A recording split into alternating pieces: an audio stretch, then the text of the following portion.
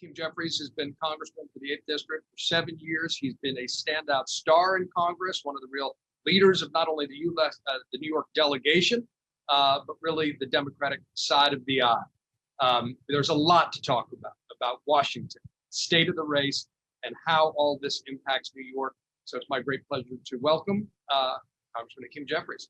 How are you, sir?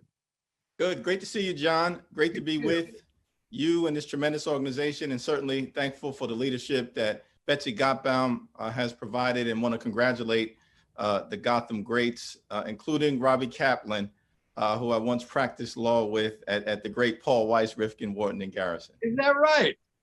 Wow, that's a pretty good alumni association y'all got there. Listen, Congressman, I want to just cut to the chase. I know all folks would love to get an update about the state of the COVID relief bill and that fight between the House and the Senate, the President. Where does it look like right now, as far as you know, and tell us its impact for New York as far as. Well, negotiations are ongoing, and the Speaker, who's doing an extraordinary job, in my view, is continuing to talk to Secretary Mnuchin about finding the common ground necessary to meet the moment. We were able to do it earlier in the year with 4 different relief packages, and then House Democrats acted decisively with the HEROES Act in the middle of May, a $3.4 trillion intervention. We couldn't find common ground because there didn't seem to be any interest on the other side of the Capitol or within the administration to move forward. So we acted again and passed the HEROES Act 2.0 a few weeks ago, bringing our number down to 2.2 trillion, getting us closer to where the administration is comfortable with at 1.8. Now we're working through the language, because language is important. And our view is that this intervention has to do 3 things. It has to crush the virus, because the pandemic's not over for any of us until it's over for all of us. We need to provide direct relief to Americans who are struggling with housing or with food insecurity, and certainly with unemployment.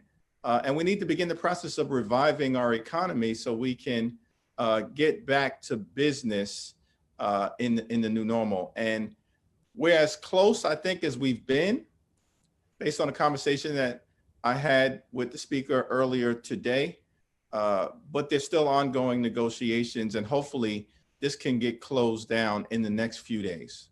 So 2 things then. You believe this will pass before the election. Is that right? Am I hearing you correctly? So certainly our objective is in the House is to reach a 2-way agreement with the administration in the next few days. Now, at that point, I think it's going to be on Mitch McConnell and the Senate Republicans to determine whether it's appropriate to provide relief to the American people in the midst of all the pain and suffering and death that they've been experiencing. I believe the answer is yes. Seems to me that they should conclude that it's yes, but there's some uncertainty. And New York City and New York State need the relief in the same way that people all across the country do. It's not a blue state issue or a red state issue. It's an American issue. No, and certainly no one expects you to speak for Mitch McConnell. What are there some specific provisions that you think are absolutely essential for New York? Like, for example, the Restaurant Act. We've got 17,000 small restaurants in New York City, independently owned, massive employer, really living on the knife's edge. What's the status of that kind of provision? How are you fighting for it? Yeah, so, every industry has been adversely affected to some degree or the other, but certain industries have been impacted adversely in an extraordinary fashion. And certainly the restaurant industry falls into that category, both the small business owners and operators, the great American entrepreneurs, and the people who work within the restaurant industry, many of whom come from communities such as those that I represent. And so I think part of what we are working toward negotiating is an intervention sensitive to the specific way in which the restaurant industry has been impacted, but also to continue to try to be there for small businesses, for family-owned businesses, mom and pop shops. More than 100,000 have already permanently closed. Many of those are in New York City, and we've got to figure out a way to stand up for those that are holding on and revive those that have been forced to shut down. no question about it. You are, you know, really part of House leadership. You were part of the impeachment process against President Trump, which was only this year, although it feels like a million years ago because, hey, 2020. Did that happen this year, John? You know, that's my understanding. I seem to recall that was on the calendar. But look, in all seriousness, when you're playing a leading role in the Democratic caucus, what conversations have you had about what your party will do if Donald Trump tries to, you know, intervene or deny the election results, whether or not it goes to the House for a vote? But that kind of election can chaos. What can you tell us about attempts to contain that chaos to ensure a peaceful and orderly transfer of power? Well, you know, I think the peaceful transition of power is so connected to the DNA of this country. George Washington didn't have to stand down after 2 terms in office, but made the intentional decision to stand down because he knew that what was created during the birth of the republic wasn't a monarchy, it was a democracy, and it was a nation of rules and not men. And in that farewell address to the nation, George Washington said that the Constitution is sacredly obligatory upon all, not everyone but the president, all. And, you know, it's our expectation that this administration, if the American people decide not to renew their 4-year employment contract, will make that decision, and that Republicans will stand up and facilitate that peaceful transition in the same way that Democrats did in 2000, even in the face of a bitterly contested election when Al Gore lost to George W. Bush. And it's my expectation that the good people in America, and they're good Democrats and they're good Republicans, will rise up to say enough and usher that peaceful transition. What if it goes to the House? And I appreciate the shout out for the farewell address, believe me, but what if it goes to the House? What is the have you all gamed that out, first of all? And what is the mechanism by which that would occur? Yeah, so the 12th Amendment of the United States Constitution, as you know, John, is a highly accomplished barrister, says that if no candidate receives a majority of the electoral college vote, which requires 270, and this could happen in one of 2 ways, that there's a 269 to 269 tie, which is mathematically possible, or that the president decides to enlist allies who are governors to not certify electoral college slates that have legitimately put Joe Biden over the top. And if there's some controversy that gets manufactured in that regard and drops Joe Biden under the 270 number, perhaps affirmed by a favorable Supreme Court, then that could cast the election to the House. And the decision is then made in a contingent election by delegation, not by majority vote, as you know. And the current lineup is that there are 26 Republican-controlled delegations, 22 Democratic-controlled delegations, and 2 ties. And so, how does the tie vote? So the tie, our understanding of the manner in which the 12th Amendment would likely be interpreted is that a majority of the states is required, which means we believe 26 is the number. The ties don't vote unless, you know, someone from a Pennsylvania delegation or someone from the Michigan delegation decides to break with their party, because this would be the new Congress, though, right? Ties. Yes. And this is the new Congress convening on January 6th.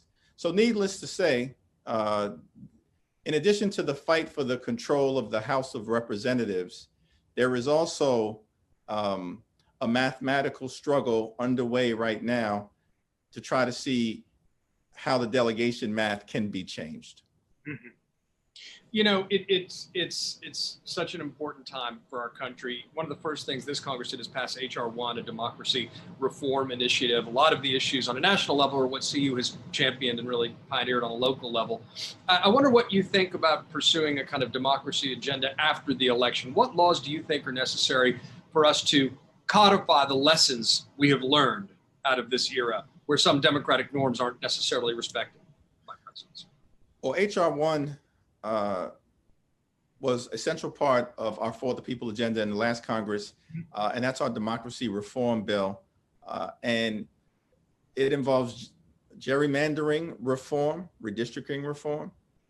It involves lobbying reform, so make sure that we suppress the influence of special interests to elevate the people's interests. It involves campaign finance reform, and actually would create a matching fund system. We want to put low dollars into the system so that the voice of the American people can be heard, and bring some transparency to the flood of unregulated money that has poisoned the democratic process. And then H.R. 1 also importantly would include voting reform to create a greater opportunity for every single American to participate, and as a tandem to that, enact the John Robert Lewis Voting Rights Act to repair the damage that was done to the Voting Rights Act of 1965 by the Supreme Court in 2013 in a 5-4 decision. And so those will be high priority democracy reform issues, higher on our agenda. And we believe Senate Democrats support that approach, and so does Joe Biden. And we should say, in New York, we're going to have the first mayoral election with ranked choice voting, something Citizens United championed. We're going to have, after the next census in New York, independent redistricting reform, something that Citizens United championed, Citizens Union championed. Citizens United is a whole nother problem. Looking to New York City and state, though, what things beyond the COVID relief bill, what do you think needs to be done as a matter of policy to help New York City emerge from what is likely to be a very tough period? I think the long tail of COVID is going to impact New York City disproportionately. We're already seeing it and feeling it in some respects. What do you think, whether as a member of Congress or for folks running for mayor, needs to be dealt with policy-wise? What would you prioritize? Well, I think, the affordable housing crisis was with us in advance of the pandemic, and is probably going to be exacerbated post the pandemic. The demand for affordable housing greatly exceeds the supply. And we've got to bring that into balance in order to maintain the vibrancy of all of our neighborhoods, traditionally middle-class neighborhoods and working-class neighborhoods that have increasingly become out of reach. I think that's going to be significant. And then making sure that we bring back as many good-paying jobs as possible, and look for additional opportunities for new industries to be born and to flourish. And the thing that I'd say, John, is don't count out New York City. Oh, never. And because, people have done it before. They did it during the 70s fiscal crisis. They did it, during the crack cocaine epidemic, during the era of 2,000 plus homicides. They did it in 9/11. They did it when Superstorm Sandy struck. They did it during the Great Recession. And every time we've been knocked down to the ground, as you know, we pick ourselves up, we keep moving forward because we are a resilient city. And I believe that when we all pull together, we'll pull ourselves out of this and be better than ever before. Never count out New York, and I think we'll innovate our way out of this one as well. Before you go, we got a big debate tonight. I want to give you a choose your own adventure. Looking into the future for Congressman Hakeem Jefferies. 2 possible futures. You have to pick one. Speaker of the House, Mayor of the City of New York. Which? Well, I'm not asking you to commit. I'm just saying, if you had to pick one for your possible future, which would you pick? Well, that's a tough question, and so I'm going to have to say. Oh, come on! I'm going to have to say there's only one speaker at a time, and we've got an extraordinary one right now. Sure. And my mother does not want me to run for mayor. And so I don't know that I got any options other than continuing to do the best job that I can as the chairman of the House Democratic Caucus. I'm hearing speaker in there somewhere. All right, Congressman Hakeem Jefferies, thank you so much for everything you do for fighting the good fight on Capitol Hill and for advancing so many of Citizens Union's agenda on a national level. We'll see you soon. Thank you so much for your service. Thank you, John. And thank you, Citizens Union, for your extraordinary work.